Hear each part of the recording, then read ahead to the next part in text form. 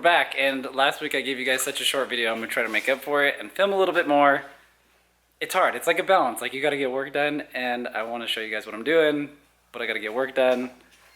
But then if I don't film, I'll have nothing to show you. Okay, anyway, so we're gonna film more this week. But project number 1, Silvia. We're finally working on switching his turbo out for something a little bit bigger, because the little baby turbo and 200 and change horsepower is just not like terribly fun. He wants to be able to, you know, spend more money on tires and stuff like that, like, because they're burning out all the time. Anyway, if you guys aren't familiar, this is 1989, right? 88. This is a 1988 Nissan Silvia. It's actually from Japan. It's right-hand drive. It's just how it was basically over there. My friend Jose here imported it a little while ago, and he's had it for a couple years now, and it's still pretty much stock. So he's letting me kind of take that journey with him from stock to, you know, more horsepower. That's my favorite part. I mean, body kits are cool and styling stuff's awesome, and I love that too, but I'm not very stylish, but I know how to make horsepower. So we got him a few goodies we'll show you in a little bit, and we're gonna start working on putting them on here. But yesterday he came by and pulled the bumper off, as you guys can see, and now we have room to, you know, upgrade the intercooler. Obviously the stock side mount one is not super adequate. It's kind of down in this cavity right here. I don't even know if you can see it, but it's basically takes this air duct and runs into the intercooler. We're gonna be changing that out and making like a cool support bar for it and hanging it all legit. My goal with this one is basically to upgrade it power-wise and leave it feeling kind of like a stock car, you know. Or looking like one. Looking like one, yeah. Yeah, air conditioning, we're still gonna try to keep that. We're still gonna try to keep some of the cooling mods. He's obviously got, this was on there from Japan. He's got an oil cooler and a few other things, so we're gonna try to retain that functionality, but get a little bit more power of it. All right, see if we can find your intercooler. It's up there somewhere. Somewhere. Should I bring the bumper down as well? No, we don't. Oh yeah, we will need that today for fitment.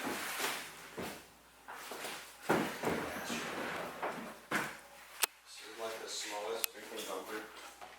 Funny thing is, it's not really all that heavy when you have all the supports out of it. Yeah. I think we were over here. Does anybody think that I need to build some stairs? I would say yes. Or like some like 2x4s on the wall, like a clubhouse? Yeah, I would say unwrap it and just pull the intercooler. That one, Is that it? I think it is.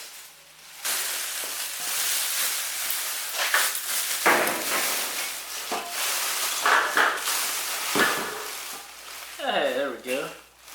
Alright, so basically, because his piping wants to come in the same side and out the same side, we switched to like a vertical flow style intercooler. You'll notice the core kind of goes the opposite direction of a regular one. Most of the time, intercoolers, they flow through this way. But if you have to do piping on the same side, this is probably the best style intercooler. I don't really like those ones that come down into a tank and then back out the other side. I don't think they're as efficient, so this is definitely the way to go if you're doing a same side intercooler.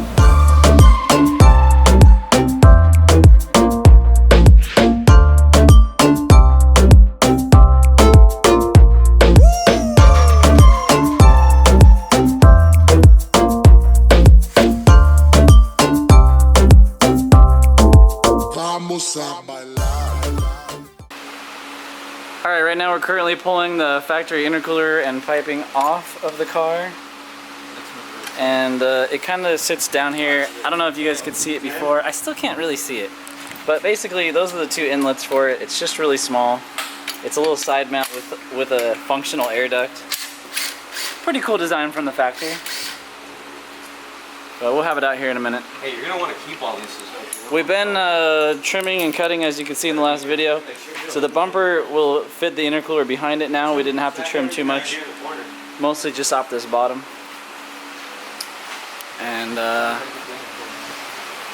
where these rows are, it's going to block off like a small portion of the top, but most of this will be in the mouthpiece. That's pretty good. Physically, because of the impact bar right here, we can't show the entire amount of intercooler. It'd be nice, but it's not quite big enough. So.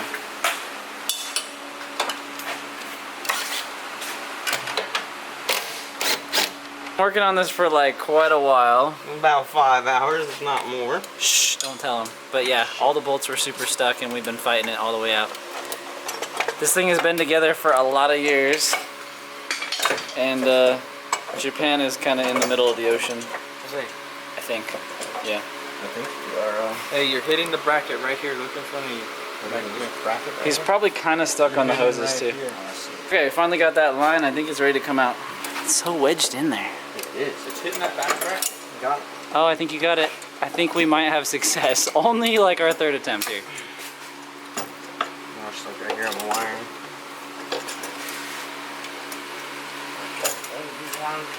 There we go.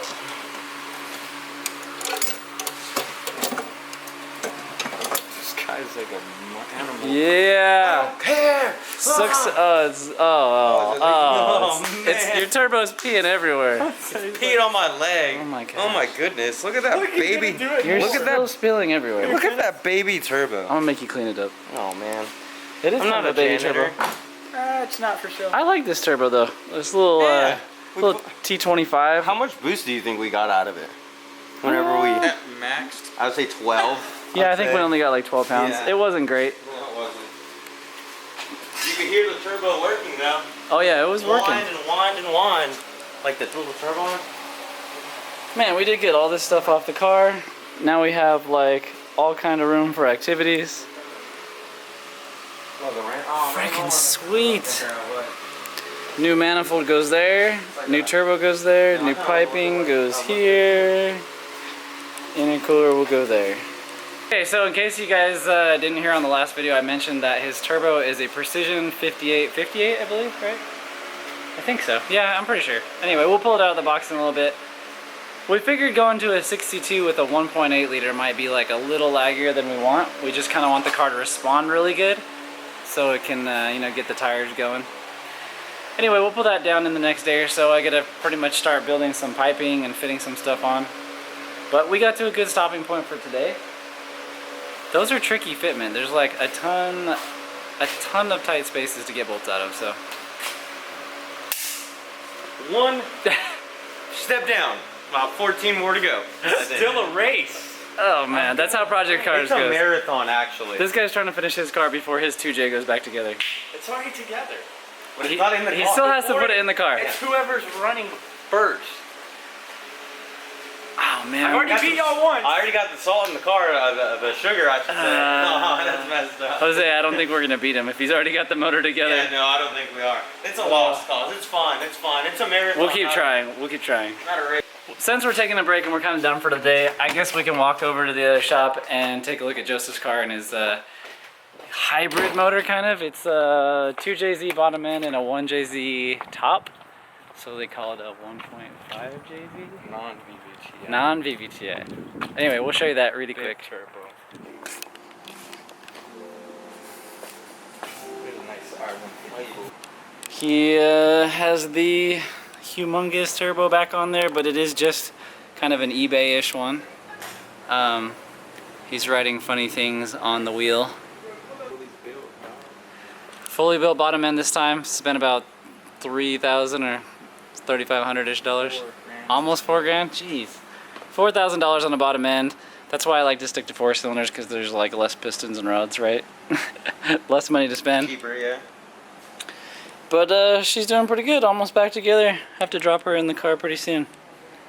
Okay, I'm back. It's the next day, day 2 on this Silvia project, and I've already noticed a few problems. Problem number 1 is where the intercooler sits going sideways. The 2 outlets, one outlet hits right into his crossmember, like the bracket for the crossmember, and I don't really want to. It's the impact bar actually, so like the crash bar. If I cut it out, I feel like I weaken the impact area, so I don't really want to do that. But I was thinking, where it's mounted, it's in a good enough spot that I could probably do some pie cuts off the intercooler and go under it.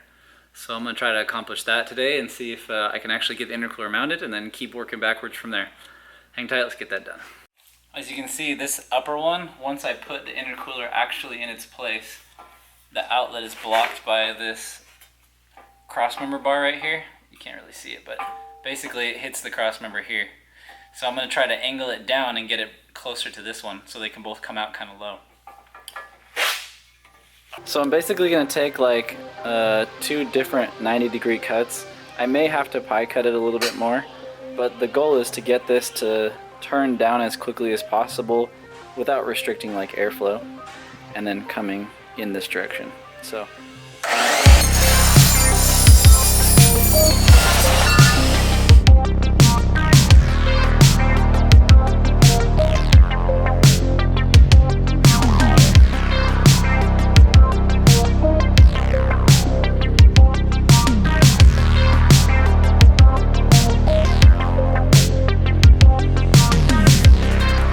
okay, as you can see, I've got these 2 pieces kind of cut and fit here, and they'll match up to this one. And when we weld it all together, it will swoop down and kind of go out straight with this other outlet. So it'll go under the cross member right here.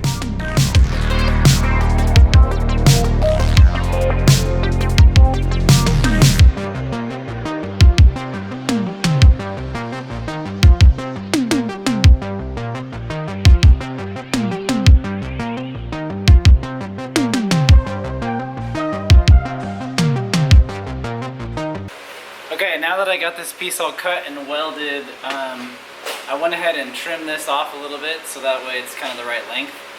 And when I fit it up to this intercooler, it makes the piping come out like at the same, straightness as the lower one. But what I realized is this one right here has this nice little bead roll on it so that the piping coupler won't come off when you boost hard, and this one doesn't. So I'm basically going to take and bead roll this edge right here. I just got to get out my nifty bead welder, go set him up, and we can go ahead and actually bead roll this edge. So we're going to do that right now. Okay, so we basically stick this thing in here, clamp it down, and then we just turn the wheel, and as we roll this piece around, it just puts like a cool little bump in it and makes the bead roll.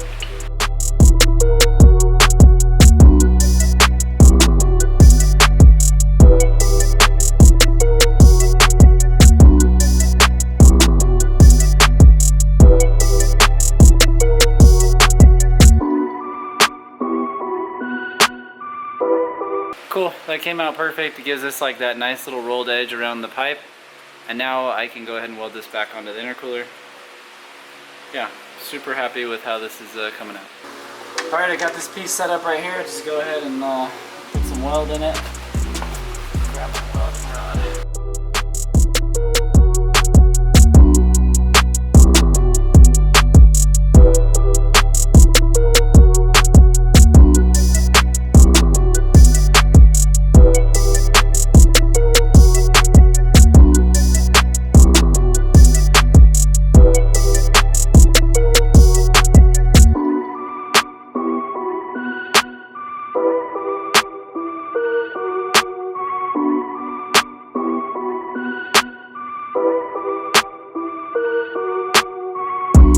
That's that. I don't know if you guys can see it, but now we have this intercooler with like a nice outlet facing the right direction. And just looks basically like maybe if they made it that way. This will hold on tight to the pipe, won't have any big issues, so pretty sweet. You guys can kind of see what I was talking about. If I mount this, like, I have a line indicating the center. So if I put this on center, it's going to go right about there. I know it's kind of hard to see, but the intercooler piping just kind of goes right underneath that bar, and we'll be able to transition right up into the fender area. Should be pretty nice. I was going to show you, but I just needed to hurry and get this done. So this is a little aluminum strap. It's like an engineered piece of metal, really strong structurally. And I found that over in my bin and was able to cut it down to size and just weld it on for like a pretty legit like hanger for this intercooler. So the actual 12mm bolt will countersink into there. It should look like super nice. Put it on the polisher really quick just to make it look kind of shiny, and should be able to like hang it up here in just a second.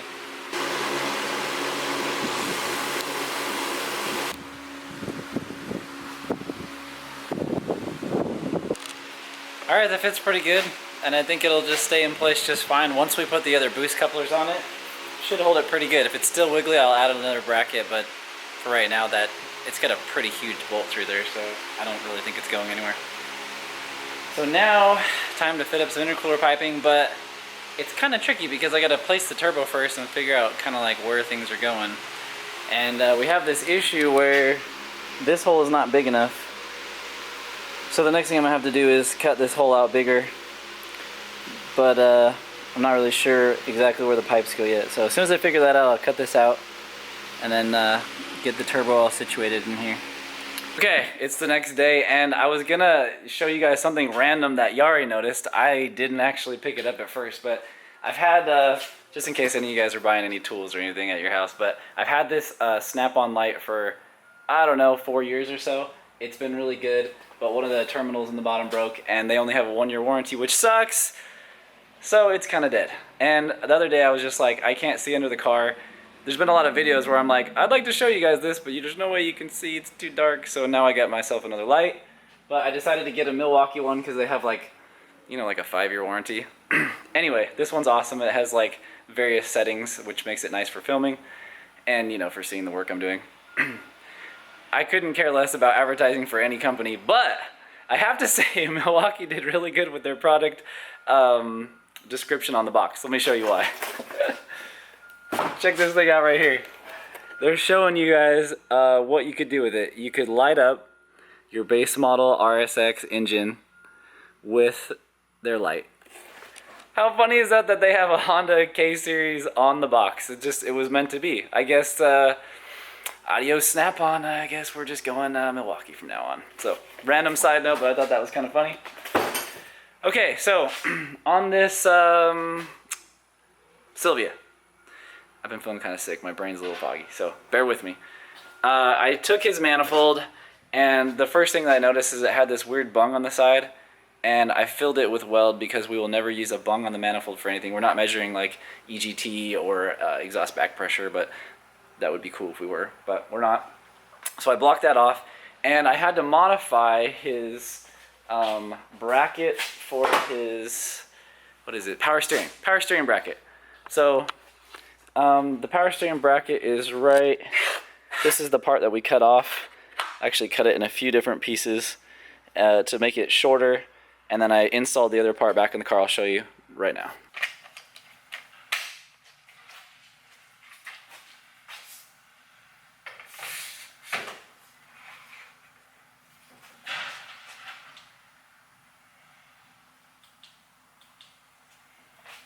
Okay, now that I got the light there, I can actually show you guys what I actually did to it. Okay, so down here you can see this is where his power steering pump is, and there's this humongous bracket, and it stuck all the way over to where the manifold was, and it was hitting this corner. So we just cut the whole bracket off. It still has 2 huge bolts. Now we can put the power steering back on, and I can finally install the manifold. In the meantime, the old turbo used to run water lines and oil lines, and the new turbo doesn't. So basically we had to block off the water lines to the block. There's one down here in the corner. I was able to find like a fitting to block that off. And the lower studs kind of hit. We had to pull them out with a stud extractor. And now finally I can actually put this manifold on. But before I do, because it's just like a super cheap, you know, eBay type manifold, I'm going to take it over to the sander really quick and sand the flange, make sure that it is actually still straight and true. And then I'll go ahead and bolt it on.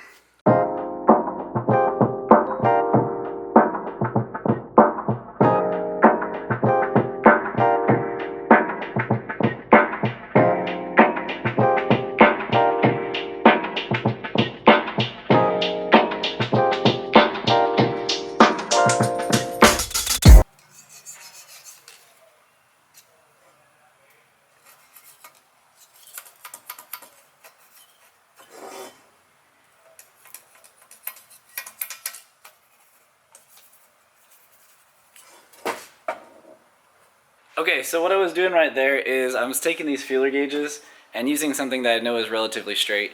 In the machine shop, we actually have like a machined, it's like maybe a 1/2 inch thick long stick that's machined dead flat. So if you hold it on the surface of something like a cylinder head or a manifold, you can run feeler gauges.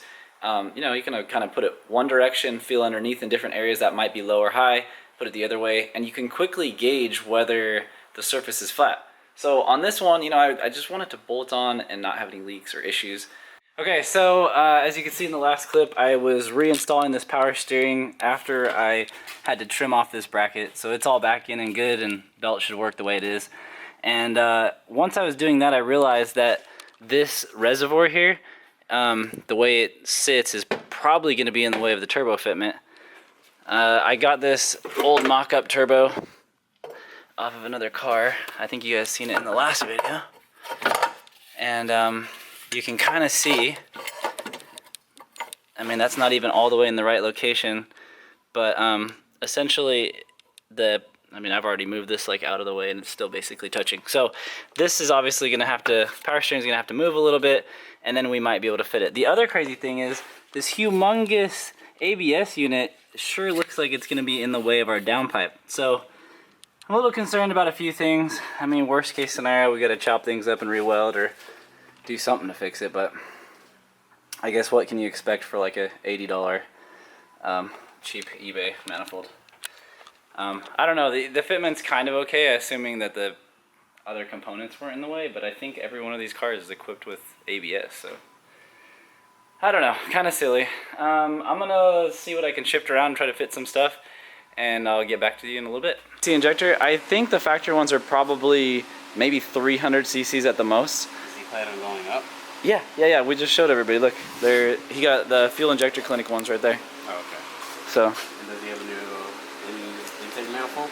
No, the intake manifold's the same. We were gonna buy an intake manifold to kind of clean that up a little, but I don't think we prioritized it because I don't think it'll be a problem making power. It looks like the plenum's, you know, like big enough and should work out okay. What was he expecting power-wise? I don't know, we don't like to set expectations, but his turbo is rated for 600, so that's probably possible if the motor can handle it.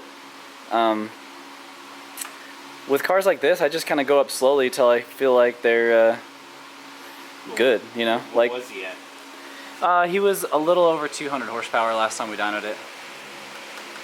It's gonna be interesting. I agree, way interesting. This thing is like I don't have much data on the CA18 because I've done so many SR20s over the years that I would tell you exactly what an SR20 would make, but also this is a really expensive new turbo. It's like a $2,000 Precision 5858. The best turbo I've ever put on something this old, so. This is the turbo? No, that's a mock-up. That's another, that's the dead Precision from the older car. Oh, okay, yeah. I'm just using it because it's basically the same size and functionality. So sometimes I like to throw a junker in there for mock-up so I can see. We'll see.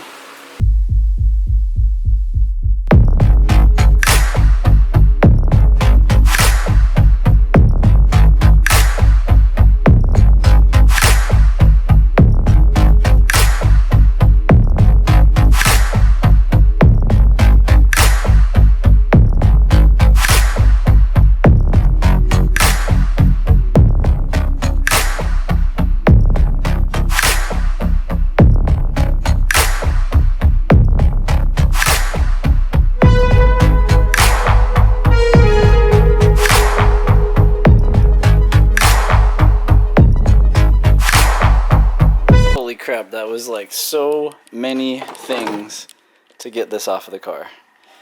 You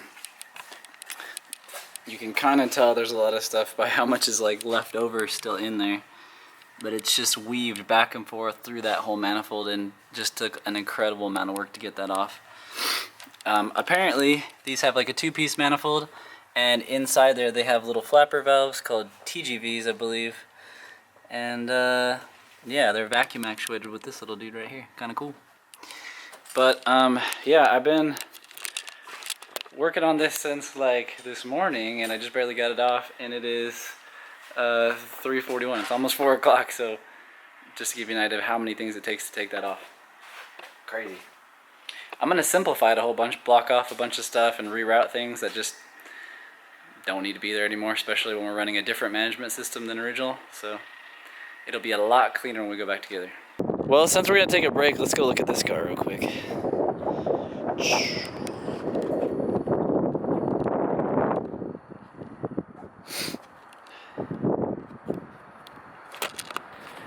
Well, yesterday Joseph got it to fire up. We just had to get in the old programming and change the crank index position, but Oh yeah, crank index position. That's like the position where the cam or crank trigger tells you to fire for your ignition. And if like you change motors or the timing gears are slightly different, like in this case, it's a 2JZ bottom end with a 1JZ head now. Sometimes you have to go in the computer and change where the cam sensor or the crank sensor picks up. I apologize if we got wind noise right now. The wind is like kind of blowing by us, but anyway, we changed the position where the crank fires and now it fires up really good. The only problem we've been having is this motor makes substantially more oil pressure, and we're getting a little bit of oil at the turbo and we're not exactly sure why. So we're gonna do a little investigating on that right now. Alright, let's fire this thing up, yeah.